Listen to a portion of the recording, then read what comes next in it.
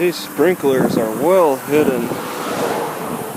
There's a lot of them I just don't even see. You can see they're about 10 feet apart. I thought they might have been further apart because I didn't see all of them. Alright, so can an aluminum comb make the hair more fluffy? I believe it can. Alright, now I've read that copper bowls make egg souffles more fluffy. Alright, so if you look at that kind of metal, it conducts electricity. Aluminum is quite similar, as well as gold and silver. They will all fluff your eggs, okay? They're saying that there's some kind of chemical reaction, but there's also an electrical reaction to consider as well. Alright, maybe they have their different properties in electrical conduction because copper, well, no, gold, I believe, is the #1 choice for electrical wiring, but it's more rare. So then you choose the, I guess, the lesser electrical conducting kinds of metals after that, with aluminum being last. There are products sold with aluminum wiring to help you save money, but it's not the first choice. So they all can perform that fluffiness. Alright, you can get it in your hair if you comb with a metal comb. You can get it with using copper bowls and making the egg souffles. It helps like expands the structure, the protein structures like expand. They get an extra atom or something like that, or it takes them longer to cook and they'll stay in a larger state. I don't know, but it feels like my hair gets more fluffy combing with this metal comb, with this aluminum comb, than it did a plastic comb. Alright, so there's a lot to consider for health aspects with using the natural metals. I mean, we all know about gold fever and how people get more aggressive and enjoy the properties of gold. It brings out a unique characteristic. I think that's an electrical characteristic. If you maybe wear the gold jewelry or something, or consume with gold, these are some very precious metals. I mean, people are using them in a controversial way in their pools. Dr. Andrew Weil does, and it's known to kill bacteria. Well, maybe that fluffiness is in a way contributing to the killing of bacteria. Some, you got the electrical interactions that are going on that that are a part of the fluffiness. That may be something in that action is also helping kill the bacteria and stuff.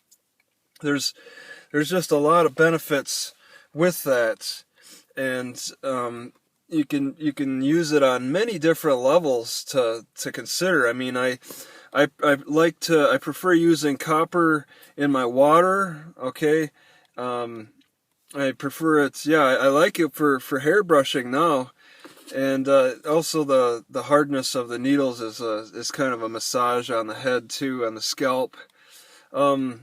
I've switched over to actual stainless steel, and I use a copper spoon, but I have a stainless steel bowl, and I've gotten fewer throat infections since I used to use a plastic bowl before, and that was a big problem with infections. So switching to metals does make a difference with your health, and it's not a cheap metal to access, to acquire. Gold being the #1 metal that most people prefer. I don't know if people really think about the health aspects of these metals as much. It's because a lot of people call them like placebos or some kind of a neo type of health thing that maybe doesn't work so well.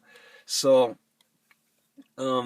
you got people who might be more doing it in a religious fashion instead. They just kind of use it because they believe that's what it does. That's how it works. But yeah, I'm only seeing little differences. It's kind of like with acupuncture.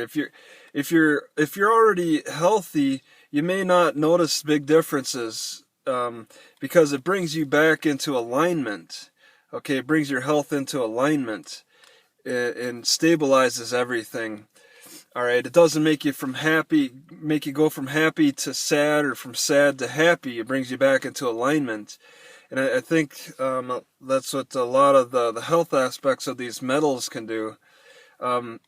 Eating with metals, it may control the number of bacteria that are entering your system, as opposed to killing them all off. Okay, and that could be with using it as a comb or whatnot. Maybe you're stabilizing things, because this isn't stuff that's naturally found that you could put together in this way. How did the American Indians make use of this?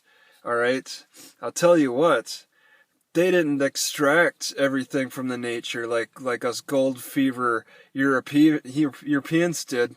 Those metals were in the water, in the forest. There were hillsides covered in copper, probably gold and silver, and other beautiful metals as well. The Indians let them stay in place, as far as I understand, and just used them as a part of nature, and they didn't have to make combs and special devices and for the hospitals to reduce infections. The nature was the natural hospital. All right, they didn't have to bring in all these chemicals and stuff to try to kill it all. It was already in place, and we as Europeans extracted that, sickening the environment, and now I have to live with that in the modern day, and purchase metals separately and make use of them instead of find them in nature anymore.